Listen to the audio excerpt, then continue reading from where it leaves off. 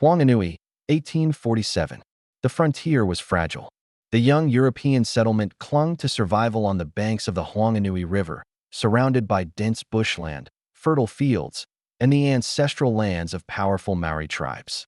Among the settlers was John Alexander Gilfillan, a Scottish-born artist, teacher, and father of six.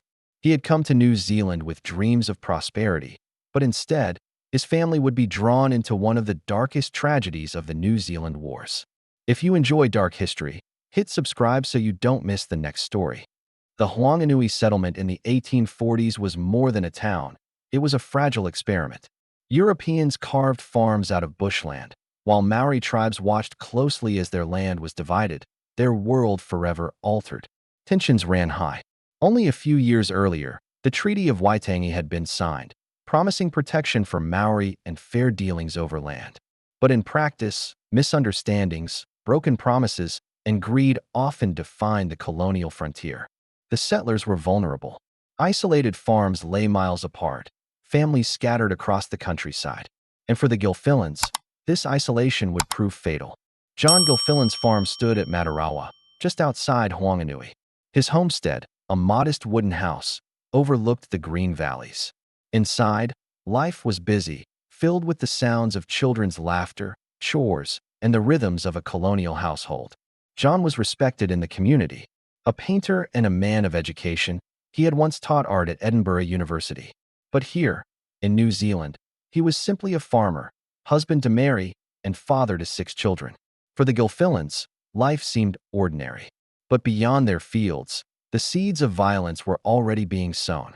In April 1847, trouble flared in Whanganui. A young Maori man had been shot by a settler. To Maori, this was an injustice that cried out for Utu, revenge. A group of young warriors, angered and eager to restore balance, looked for a target. They chose the Gilfillan farm. Why the Gilfillans? Some historians suggest it was because of their isolation, others because John, as a settler farmer, symbolized the growing European presence on Maori land. Whatever the motive, the decision sealed the family's fate. On the evening of April 18, 1847, John was away in town, leaving his wife Mary and their children at home. As dusk fell, a small group of Maori youths crept towards the homestead. Armed with muskets and tomahawks, they burst into the house. The attack was swift, brutal, and merciless. Mary Gilfillan, mother of six, was struck down. 3 of her children were killed before they had a chance to flee. The walls of the homestead, once filled with warmth and family, echoed with screams and gunfire. Amid the chaos, one child, Maria Gilfillan, was gravely wounded but survived. Others managed to escape the carnage. By the time John returned from town, the farm was silent. His wife and 3 of his children lay dead. News of the massacre spread through Whanganui like wildfire. Horror gripped the settlers. If one family could be struck down so brutally, who would be next? The colonial authorities responded with swift, harsh justice. Soldiers, joined by Maori allies loyal to the crown, hunted down the attackers. Several of the young Maori men were captured, tried by court-martial, and executed in Whanganui. The executions were public, meant to send a message. But instead of restoring peace, they fanned the flames of war. For the Maori of the Whanganui River, the executions were an insult, a desecration of their young men. In Maori custom, Utu demanded a reply, and so the conflict escalated. By May 1847, Maori warriors launched raids on the Whanganui settlement. Skirmishes broke out, houses were attacked, and the frontier burned with fear. The Gilfillan massacre had become more than a tragedy. It was the spark that ignited the Whanganui campaign of the New Zealand Wars. For John Gilfillan, the loss was unbearable. His wife, gone. 3 of his children, gone. His farm destroyed. Unable to remain in Whanganui, haunted by grief, he eventually left New Zealand.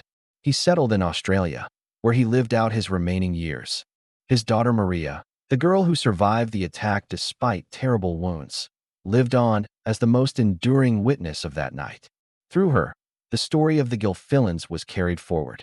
The massacre of the Gilfillan family remains one of the most shocking episodes in New Zealand's colonial past. It was not just a story of one family's tragedy, but a turning point that deepened the cycle of violence between settlers and Maori.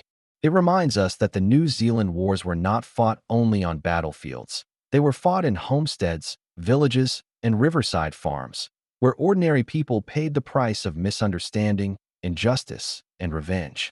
For the Gilfillans, the dream of a new life in a new land ended in bloodshed.